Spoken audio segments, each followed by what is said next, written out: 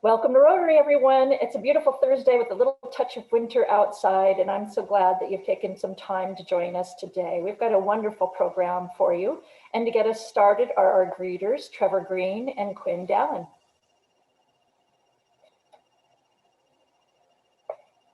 Please say hello if you can, Trevor and Quinn. I was waiting for Quinn, but welcome everyone. We're so happy to have you with us. Great opportunity to see so many smiling faces coming from totally different parts in Yakima and perhaps all of Washington and the world, depending on where you're at. Coming together each week, what a great opportunity to reconnect, even though it's in this virtual world. So thank you for being here today. And I was waiting for Trevor. So welcome to Yakima Rotary. Being a greeter in person is always one of my favorites because you get to see literally everyone who comes in and you get to hug all your special favorite people. And I cannot wait for that day. But in the meantime, it's so wonderful to see everybody's faces and connect on this platform.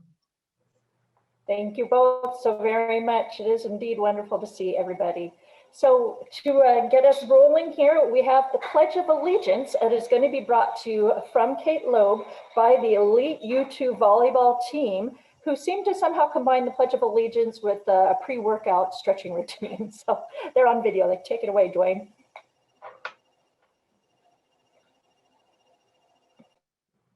This is the U12 elite volleyball team.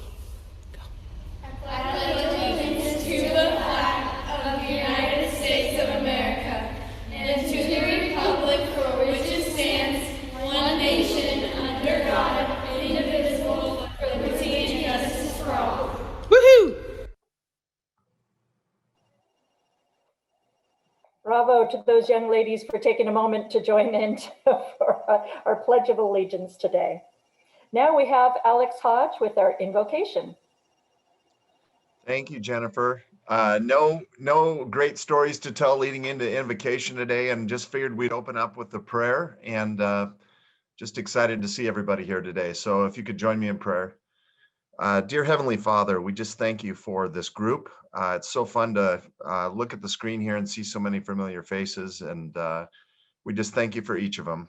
We thank you for the snow that we woke up to this morning. We thank you for the snow in the mountains and what that means to this valley here in the future. And Lord, we just thank you for keeping us safe and healthy throughout this winter season. We thank you for all the blessings that are in our lives. We just pray as the year goes on here that we're able to share those blessings with others and reach out and help in any way we can. And we just thank you for our friends, for our families, and we just ask that you'd help us touch the world here this year. In your name we pray, amen. Thank you very much, Alex. So Rotarians, your board of directors met today, and they took care of some district business that I wanted to pass along to you. Current District Governor Richard Durock has been able to offer up his services for yet another year. Because of the pandemic, they had thought that it would be wonderful for him to serve a second term so that he can get out and visit all of us in person when we're able to do so. And so your board of directors, on behalf of the club, did approve that resolution, which secures the District 5060 leadership until the year 2025, which seems like a long time from now, but I know we'll go quickly. So I did want to let you know of that action that your board took. So with that, that's all for announcements. We're already off to Sergeant at Arms, which is Mike Hummel today. Mike. Thank you, Jennifer. I appreciate it. Honored to present today's Sergeant at Arms. I think Dwayne's queuing me up here. There we are. In honor of Monday, Martin Luther King Day, I decided to do a Sergeant at Arms around Dr. Martin Luther King. Just some little facts in there for you, just some things throughout his life, and I've built it in a way that's got some multiple choice in it to try and make it a little fun and interactive. And then on each page, I've also included a quote. I think Dr. King probably has better quotes than anybody possibly that's ever walked this earth. He's got some amazing ones. So I included one of those on each little slide. So just a little something to pay tribute to him. So Dwayne, if you don't mind, next slide, please. Okay, my first question for you. Dr. King was born on January the 15th, 1929 in what city? Is it A, Montgomery, Alabama, B, Atlanta, Georgia, C, Dallas, Texas, or D, Biloxi, Mississippi? And you can just kind of think, guess to yourself, type it in if you want to give it a shot.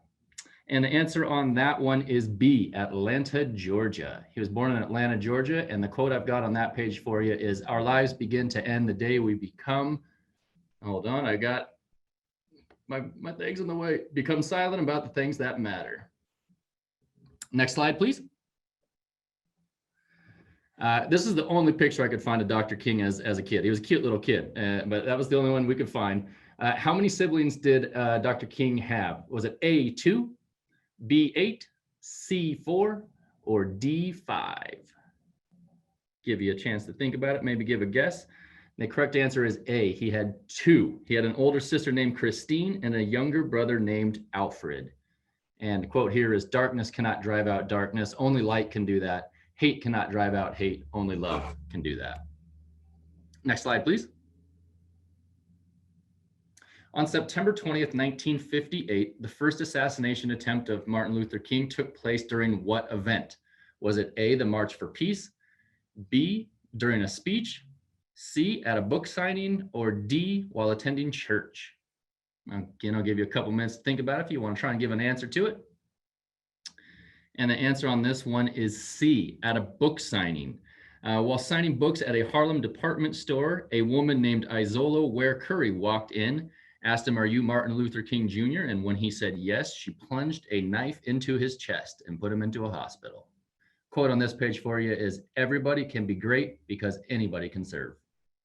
Next slide, please.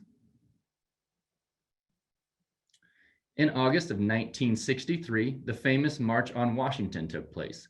Roughly how many people attended that event? Was it A, 800,000, B, 250,000, C, 500,000, or D, 100,000? Again, I'll give you just a quick moment to think about it. And the correct answer here is B, 250,000 people attended the March on Washington. The quote here, "We must accept finite disappointment, but never lose infinite hope." Next slide, please.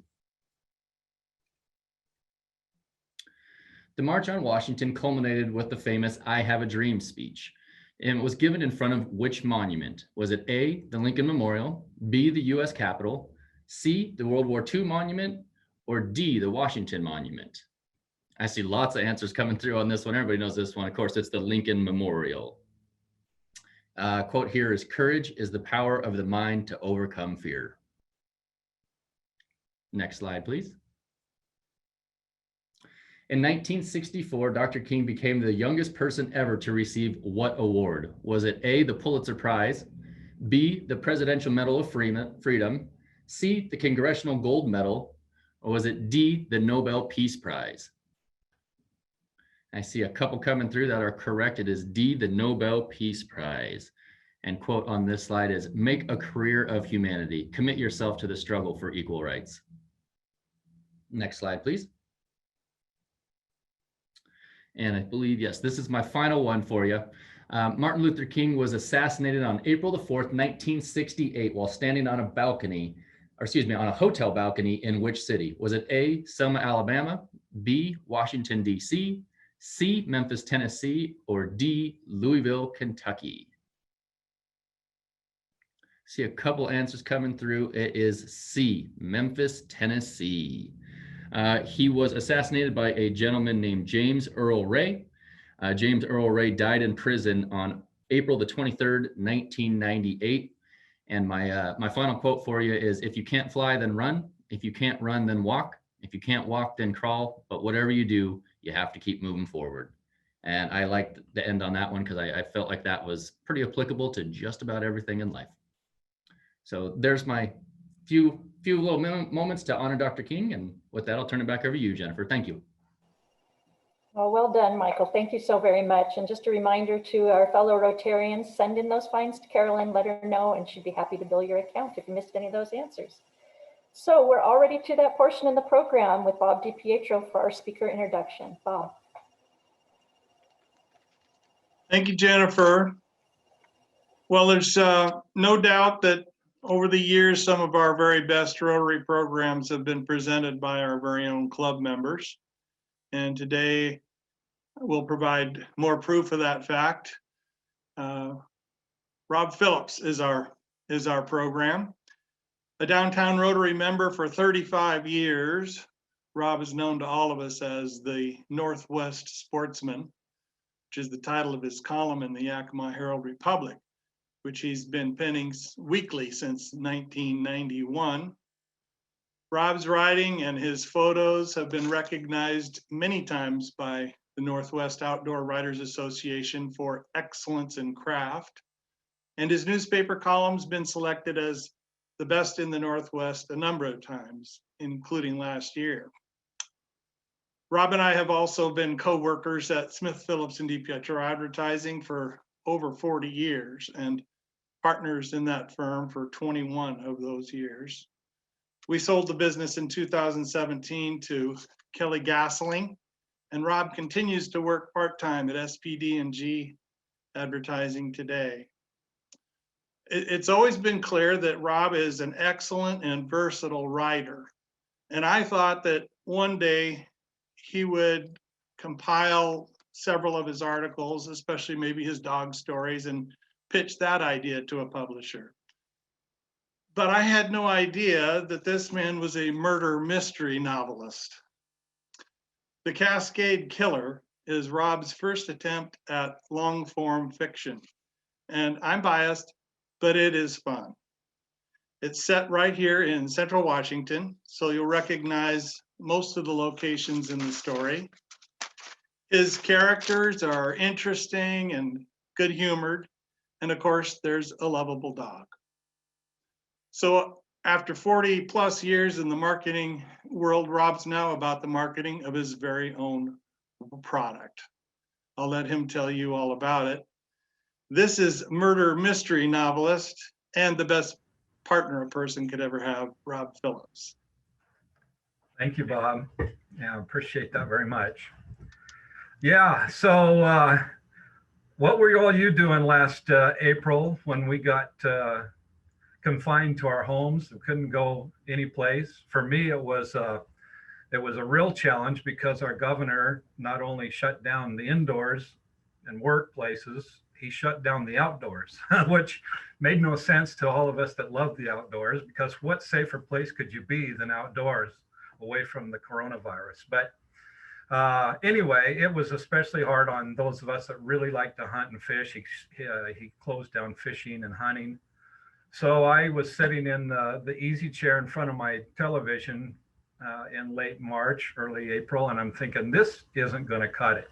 I gotta do something. So I've thought over many years that, you know, I might be able to write a book, but I could have a book in me. And I thought, well, what better chance now than, you know, sitting in front of the television getting fat. And so I grabbed all my stuff and went upstairs to one of our guest rooms and into the alcove there and set up my little writing station with my laptop. And I started to write. So let me jump into the PowerPoint here and show you what I'm doing. Host has disabled it. Can I, Dwayne, or Carolyn, can I get to be able to screen share? There we go.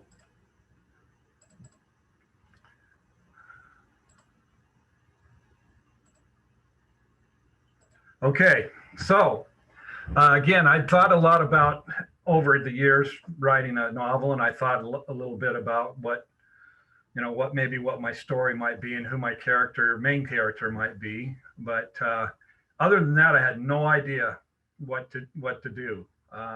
And so I started writing and kind of went down this long journey, and I thought maybe I'd just kind of share the story with you, how it all started and where it's gone and where it's going. So, you know, writing a novel, we've all got lots of experiences in life with our hobbies and our friends and our families, et cetera, et cetera. And it turns out anyone can write a novel. I mean, no, seriously, even if you can't write, you can write a novel. All it takes is a manuscript, put something together and some money, and then you contact Amazon and they'll print anything for a price. It doesn't have to be good. It doesn't have to be accurate. Well, that's not true. They do some checking on it. But if there's misspelled words or poor English or whatever, they'll print it. They'll go ahead and print it. All you got to do is pay them, and they'll print one copy, or they'll print a million copies, whatever you want. But that's not what I did, and we're kind of getting ahead of ourselves here. But I just wanted to let you know, anybody can write a novel and you can get it published if that's your main goal in life. That wasn't my main goal getting started. I just wanted to write, and I did. I jumped in there, and like Bob said, I've written a lot of different things over my life. I've written over 1,000, I think it's 1,200 or 1,300 newspaper articles and magazine articles, but I've never written a book. And it's a little different than writing an 800-word column. But I jumped in, like I said, here was my little workstation, and I'd write and write and write and write and write, and wrote some more. And then after a while, you start kind of asking yourself, well, gee, many Christmas, how long does a novel have to be? How many words are in a novel? I had no idea. I thought I had, many pages. And I thought, well, how long is the novel? So I did what anybody else would do. I Googled it. I just Googled it and said, how many words in a novel? And it popped up. Sure enough, there was your answer.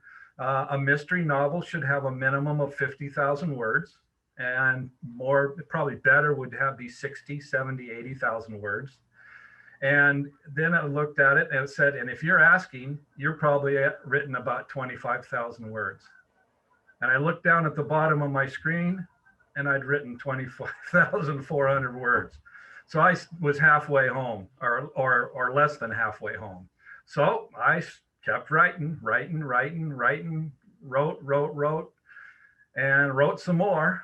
And finally, there's my little, that's my writing partner. That's my dog, Bailey. She comes up every afternoon and just sits on the bed. Usually she's snoring away, but she likes to be near me. And so she'd come up and write with me. I just like to show that little picture of her. Anyway, so as I wrote and tried to figure out my storyline and where my book was going and how it was going to end, I'll say right here, there's a million courses out there about how to write a novel. I didn't look at one of them. I didn't take one of them. Like I said, I just started writing. A lot of writers will do an outline, and they'll know all the steps of their story. They'll have the ending done. They'll have the bad guy figured out and all the different things. I had none of that. I just was wandering along in my story. But one of the first big challenges I had was naming my characters. You don't think about that. And my first book, there's probably 20 different characters. You got to come up with a name for every one of them. And you got to figure out what they look like and kind of their voice and those types of things. And I'd never really thought about that. So where do you go to figure out names? I started looking in the obituaries in the Yakima Herald, or I'd be watching TV and I'd hear a first name that was kind of cool, or a last name and I'd write it down. I had a big tablet next to me wherever I was, and boom, I'd hear a name or see a name. I even thought about going through the Rotary handbook and thinking, okay, I might be able to grab a character or two out of there. So anyway, so that was the biggest one. My wife knew I was struggling with that, so she came in one day and just handed me this name book. And I thought, oh my God, are we going to have another child? We're too old for that, but that's the first thing I thought of. Why is she handing me this name book? And then, okay, I got it. So I've got a name book. I've not used it yet. And up in that slide, you can see some of the names and stuff that I've written down, last names, first names. And then the next thing I had trouble with, and you don't think about this, is keeping track of your characters. I'd write and write and write and write, and then I'd bring back like a sheriff's deputy or something. I'm going, well, what was that guy's name? So I'd have to go all the way back up to wherever I had introduced that character and remember his name was Williams instead of Wilson or whatever it was. And so I started kind of writing a program down, and I'd write I guess you'd call it a program. It was just a list of names and who they were and where I brought them in. And so that way I could go back to those quickly. And in that slide there, you also see all the different names I've written down, and the ones that are crossed out are ones I've used. And so I still have a bunch more to go for possible use as we go forward. But even yesterday, I saw 2 names. I thought, oh, those would be good names for characters. The other thing you need to do, and I'll be honest with you, I'm lazy. I don't want to look up all this stuff, but you kind of got to do it. You know, how many thousand acres in the National Forest Service, how many miles, roads, and the names of the roads and those types of things. I wore out a gazetteer looking at all the roads and the thing for the first book. So you got to kind of check your facts, because believe me, if you don't, a reader will, and you'll hear about it. And I've heard about that over the years with my newspaper columns. If I make a mistake, they'll check you real fast. As we maybe saw in the tutor, I started writing on April 4th, and I finished my first draft on April 28th. My publisher says that was absolutely astonishing. He's got writers that take years to write a book, but I just got into it and I'd close myself in that bedroom and write for 3 hours, 4 hours, 6 hours, 8 hours. I'd write it late at night. I'd write early in the morning, whenever kind of the spirit moved me. And I had my first draft. And so as I went along, I'd send my chapters to I had a few readers. First were my 2 boys, Kyle and Kevin. I think Kevin's on with us today. They're both way smarter than I am. They're good readers, and they're not biased. They're going to say, listen, Dad, that stinks, or that doesn't work, or, you know, they're real honest with me. But as I sent my chapters to them, they kept saying, hey, this is pretty good, Dad. You know, keep going. This is pretty good. They were encouraging. And so I kept going. And when I had it all done, they said, you know, you really need to try to find a publisher and get this thing published. It's really pretty good.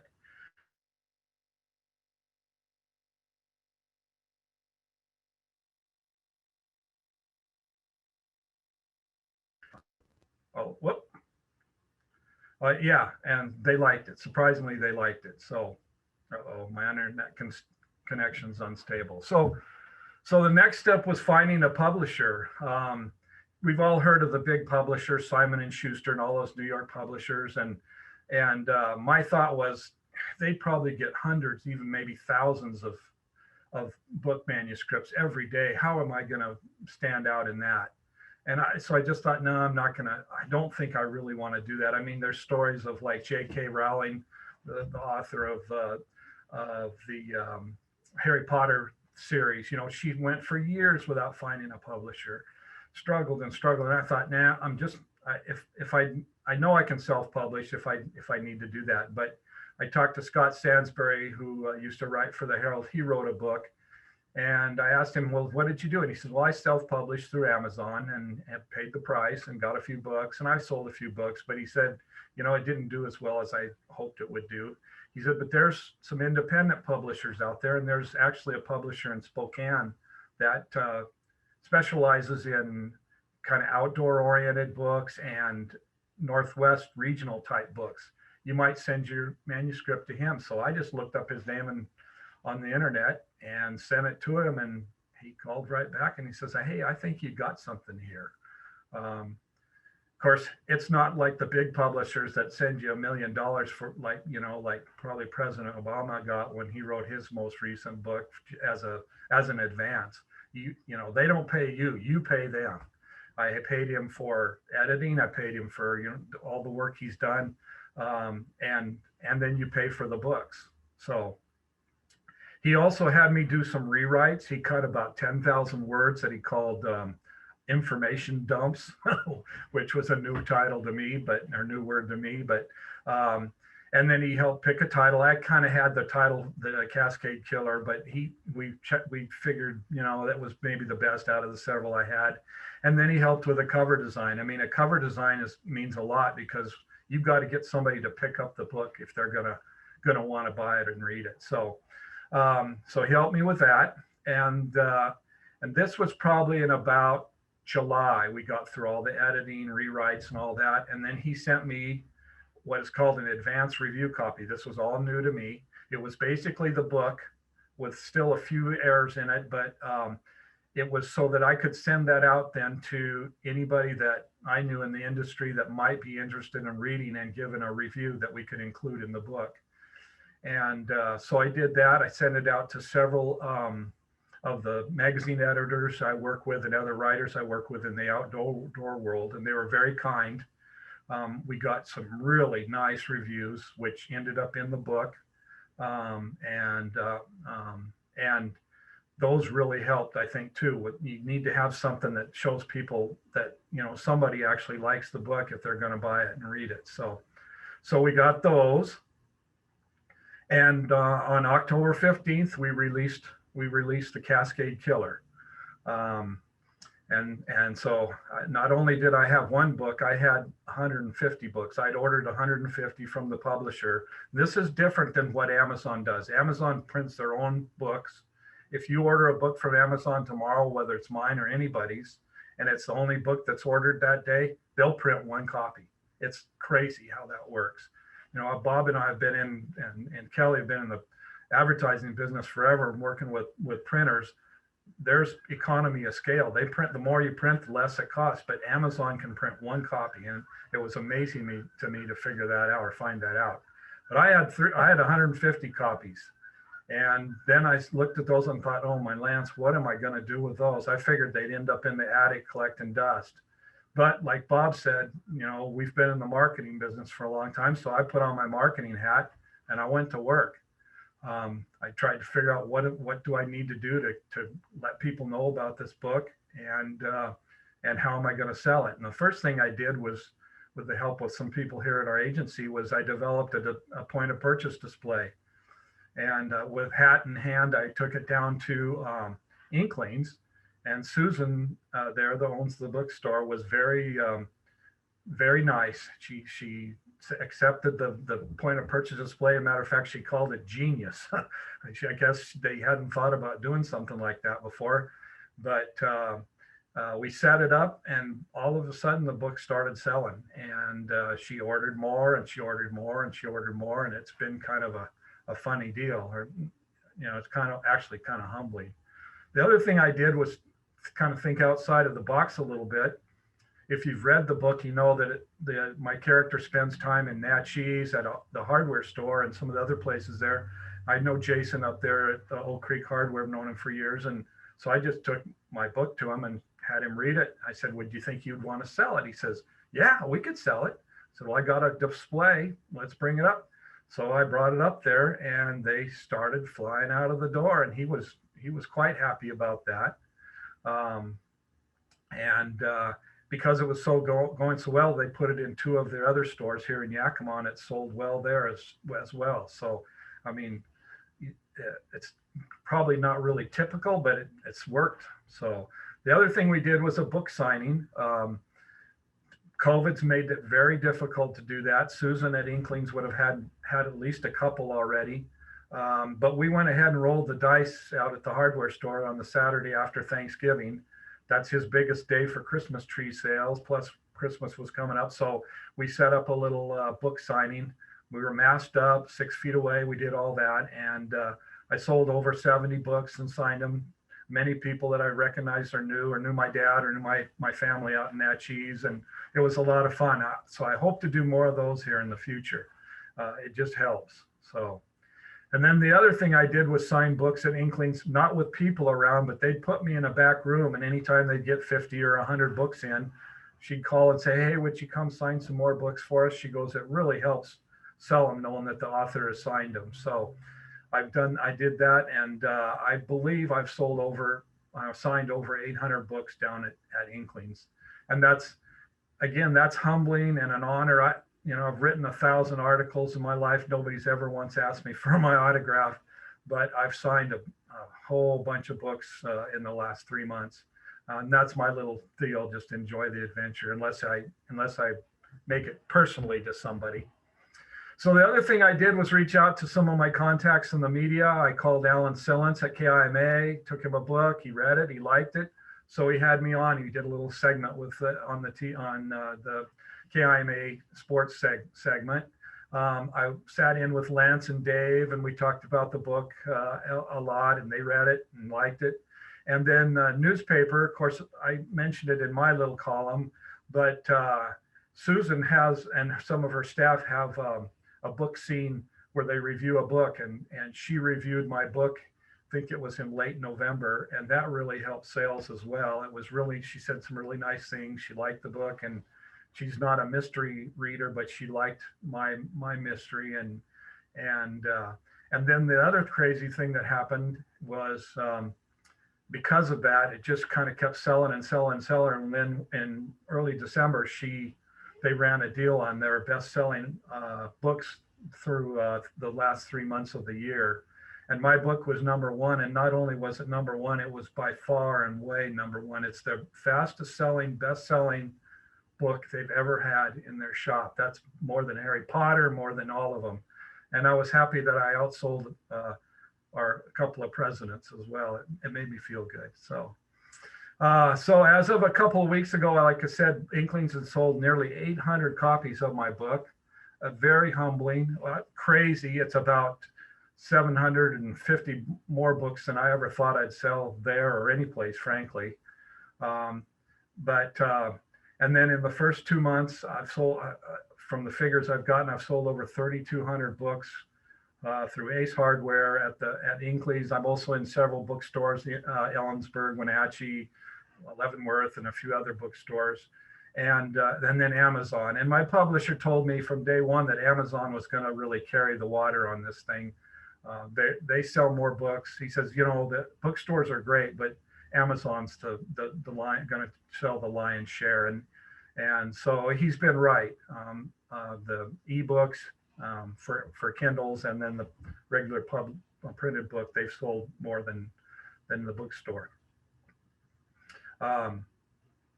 The other thing is the reviews. I don't pay much attention to that. I learned a long time ago with my writing, you got to have a thick skin and not worry too much about that stuff.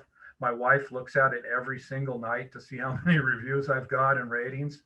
But as of, I think, last night or night before, I've had over 174 and 5-star ratings and reviews on Amazon, which that just helps sell books. And to me, again, it's an honor. It's humbling that people like the book so much. So there's been a couple clinkers in there, and my wife gets mad, and I just said, listen, you're not going to please everybody. And I've learned that a long time ago. Not everybody's going to like everything that you write. So yeah, it's cool to see your book and your name on Amazon as in, with the big time authors. Of course, I'm not selling near as many as they are, but you got to start somewhere. And it's only been really 3 months into the thing. So I did get one kind of funny review right off the get-go.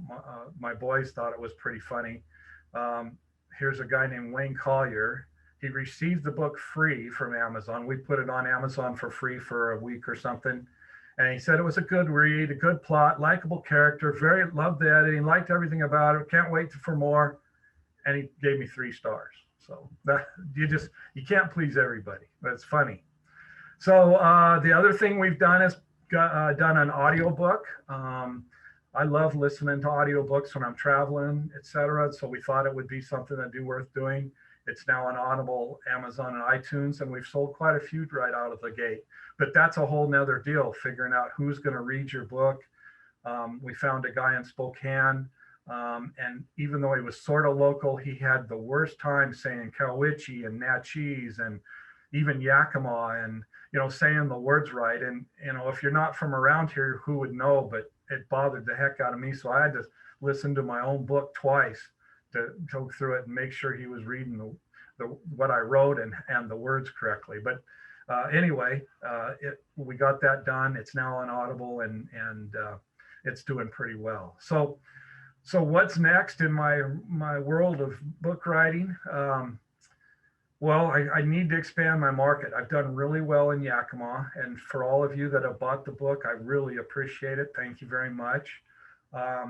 But I need to get into Puget Sound. I want to get out into the Northwest, and then hopefully someday nationwide. I mean, CJ Box and a couple of others have stories about game wardens, and they've done very well. Probably sold millions of books. I mean, that would be so cool if that were to ever happen. So I'm working on that. And again, I got to remember it's early. It's kind of early in the game, but and then I'm writing more books. Actually, as all this was going on through the summer, I wrote the second in a book series of the series, and it's called Cascade Vengeance. And I got notice from my publisher yesterday that it was just released on Amazon on yesterday.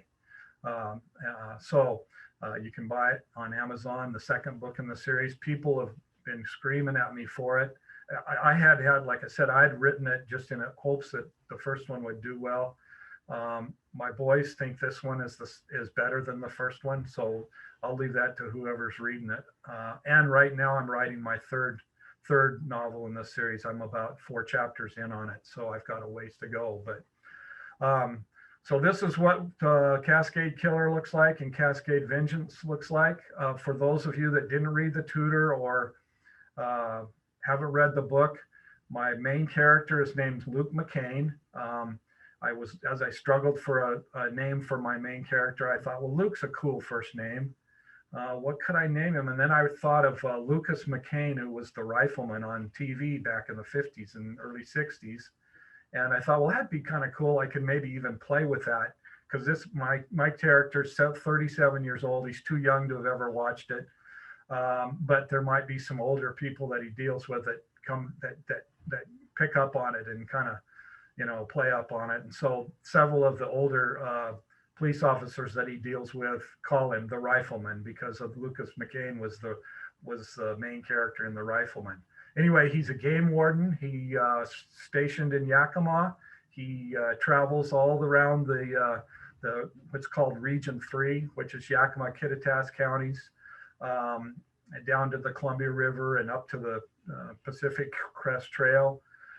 You'll recognize many of the lakes and trails and even a lot of the stores and stuff. I tried to make it as real. You'll recognize some things that happened as I was writing this first book, The Killer. The jail escape down in downtown Yakima happened. So I thought, why not throw that into the book? And so I did, and had one of the poachers that my character had arrested and put in jail, he escaped. And so they had to go catch him again. And so, yeah, the main gist of it is somebody is killing women, dropping the bodies on the slopes of the Cascades. My character and his dog, Jack, get kind of thrust into the investigation because they help find the first woman. And then they stumble into a couple other situations where they help find other victims. And then they help solve the crime and catch the guy. I won't give you any hints as to who it is. I'll let you read it and see. The second novel is, as you'll see by the cover there, the matter of fact, that somebody asked me from the Southwest when I did this program, was that taken out your bedroom window? No, that's a pot field up in the Cascades. And the gist of the story is somebody is killing the workers in the illegal pot fields in the Cascades. And so Luke is brought in and with his dog Jack, and they're asked to find a lost hunter, and that leads them into an illegal pot field, and they end up finding a couple other dead bodies, and boom, he's off and trying to figure out who's killing the pot workers and why. And it's a little longer book than the first one, but it's still kind of easy read, a little bit of humor, hopefully kind of some fun characters. And it's just been real fun. It's been a real creative, fun time during this kind of pandemic. And it's kind of started me down the road of writing more books, hopefully more to come. So that's kind of what I've got. I will close the sharing, and then I'd be glad to answer any questions.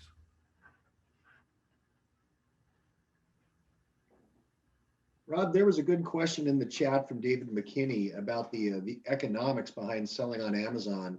Can you go into that? Sure, Doug.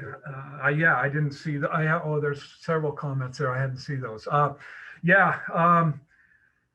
don't know all the economics. I'm kind of a little bit in the dark on it because my publisher's handling all that, but Amazon pays a royalty every, let's see, they pay a royalty every month based on how many books you sell. And I think it's about a 70-30 split.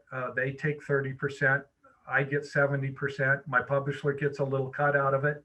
I got my first royalty check about a week ago from October, which was only 15 days. And I'll tell you, it was $743 or something.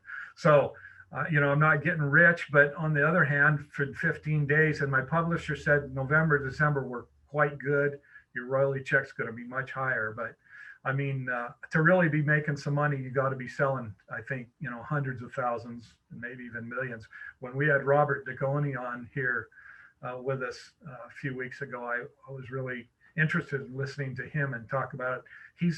All his series have sold, he said, sold over 7 million copies. So that's something to aspire to, and we'll see what happens. But yeah, they take a percentage. I don't know, when you're selling a audio book for $2.99, I don't know how much money I make out of that. So I can tell you that my first book, I probably spent about $3,000 out of pocket to the publisher for the books I sold, and for his editing, his design, those types of things. But between the books I've sold to the hardware stores, and to just friends and family, and then what has come in from Amazon, I'm already in the black. I'm already making money on the first book. So it's all gravy from here on that one. I had some expenses in the second one, and the same thing will happen. So, and he believes that with a series, 2 or 3 or 4 books, it'll just help sales of all the books as going forward. So we'll see. Hey, Rob, Go ahead, Rick.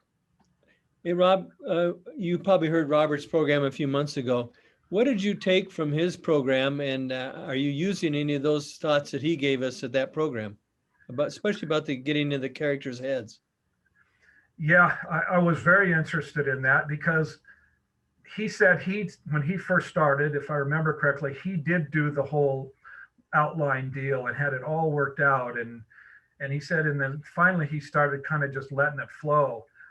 He's way more esoteric and probably way more intelligent than I am, because he's kind of really got into some depth. But I think my main character, a couple of people come right up and just said, that main character, that's you.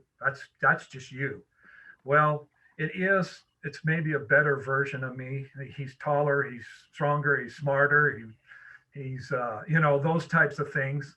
But there's a little of me in there, and I think any writer probably has a little of their own self in their character. And then the other characters, I've just kind of made them up. I don't pattern them after anybody. I just kind of bring them out of my mind. Although you guys, if you have read my book, you might recognize the go get it reporter that shows up all the time as one of the local reporters. I kind of patterned him after one of the local guys here in town. So, really what I took away from it, Rick, is that there is an opportunity, not just for me, but others to sell some books and to entertain some people, and that, I can keep working towards that. Did you have a question, Ross? I did, Rob. Thank you. Rob, I haven't had the pleasure of reading the book yet, but I assume your main character has some investigative skills. Did you interview anyone from law enforcement to become familiar with what skills are needed for an investigation of this nature? A very good question, Russ. Thank you. Yes. Back in the 80s and 90s, I played softball with 2 game wardens stationed here in Yakima, and became pretty good friends with them. And as I started to write my book, I contacted Gene Byers, is his name, contacted Gene, told him what I was doing. I said, could I just bug you every now and then if I've got a question about things? He said, certainly. So he's the one that kept me straight on, you know, the uniform, the utility belt that they wear, their trucks, what's in their trucks, what rifles they shoot, what pistols they have on their hip, you know, to make sure those are all pretty tight. And then, but a lot of it I just kind of made up on my own. But I ran the book by him and said, anything blaring or glaring that just, you know, stands out that you know I need to fix. He said no. And then as you saw in the review thing I showed you, one of the reviewers, whose name is Rich Phillips, he's no relation. He's a former wildlife department police officer. He now writes reviews for the International Game Warden magazine. He got my book, and about a week after I sent it to him, he called me. I was actually fishing, and I looked at the phone and went, who's this? And I answered it. He goes, Rob, this is Rich Phillips. He goes, I got your book. And he goes, I have to tell you, I did not want to like it. I just didn't want to like it. And I said, well, what, you know, why didn't you want to like it? He goes, because I've seen so many books, especially by ex-game wardens, that they write them. And he goes, they're just terrible. He goes, but I got to tell you, this is really realistic, very realistic. I enjoyed every bit of it. Your main character is dead on. So I guess I got lucky. And then at the book signing, Jesse Palacios, who used to be our county commissioner out of Sunnyside, he was a former police wildlife guy for many years. And he came and he about talked my leg off, telling me how, you know, accurate it was, and he remembered things like that. So I kind of got lucky that way. But yes, I did run things past them to make sure they were right. Thanks, Rob. Thank you. Rob, I think we need to get some of your books down at the Visitors Center, because I think we've got the new Joe Pickett coming down the pipeline. Yeah, thank you. Yeah, somebody mentioned that to me the other day, John, and I'd be glad to bring you one of my little displays with a few books, and I would do it on a consignment basis. If you sell them, fine. Yeah. If you don't, then you're not out any money. But I think that's a good idea, and I appreciate that. Thank you. I'll be in touch. Okay, thank you. I will tell you that Inklings has still got the book, and so does the Ace Hardware stores. The second book, Cascade Vengeance, the printed version that here locally, I don't have them yet. I won't have them for another 8 or 10 days. But as soon as I do, they've all said they're going to have those in. Susan already has a long list of people that want the second book signed up for it. So we'll be getting it in there if you're interested in it. So.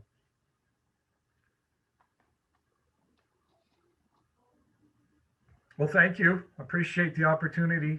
And hey, Rob. Yeah. Hi, Jim. You know, I was just thinking on this marketing issue.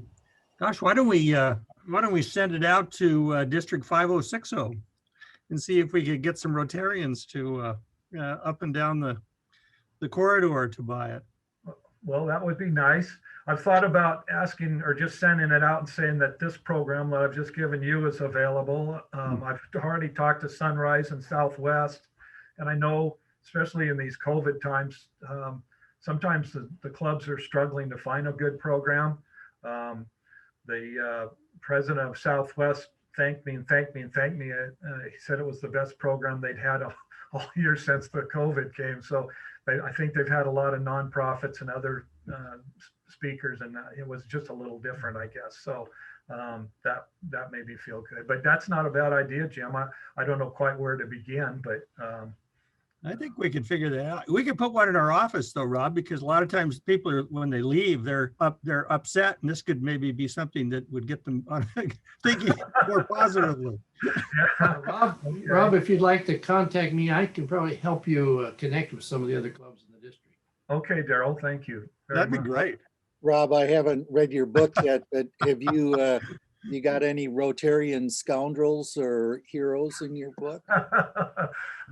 No, Sunrise, one of the Sunrise members was going to pay me to put one of their members in the book and have them arrested and those types of things. So I was talking to Kelly Gasling the other day, and I said, you know, for the upcoming one of the upcoming auctions, I would be glad to donate a chance for somebody to buy their name or a relative's name or something into my next book, and I would make them a character, either a bad guy or a good guy, and maybe raise a little money for our Rotary charity. So I'm happy to do that.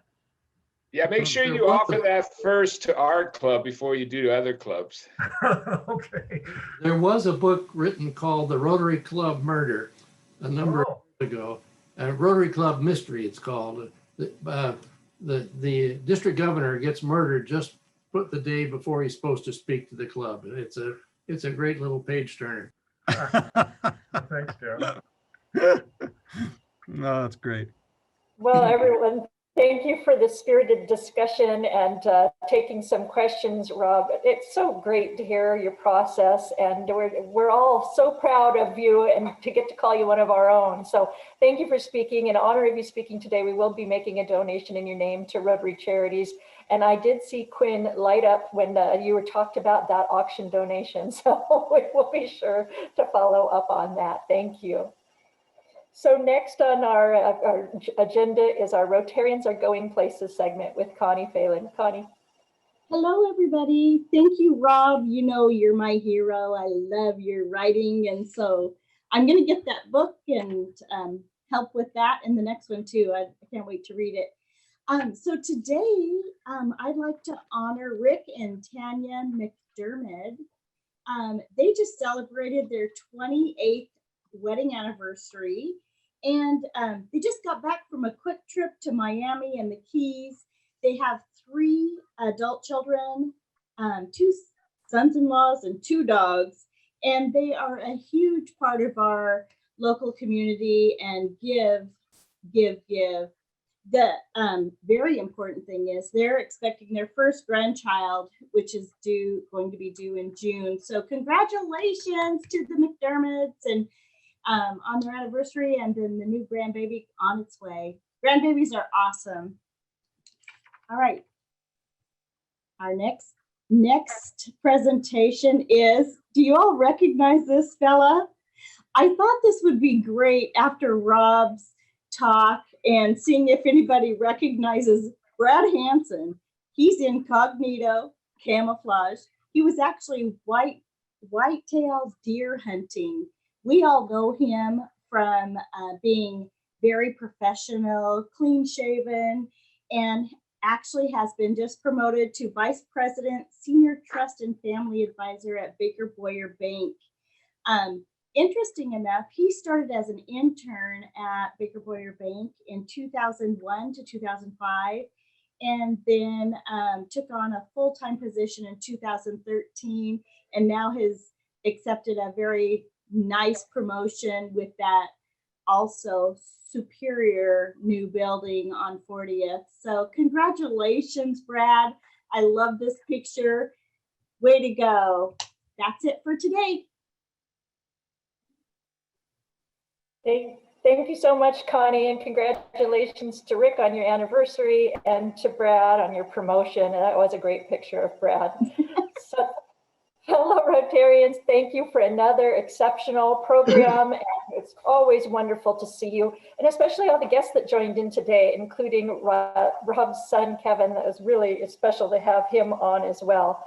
So we have some fantastic future programs as well. Next week, we are going to be joined by Jarita Solari. She's the Vice President of Rotary International, and what an honor to be able to have her join in via Zoom.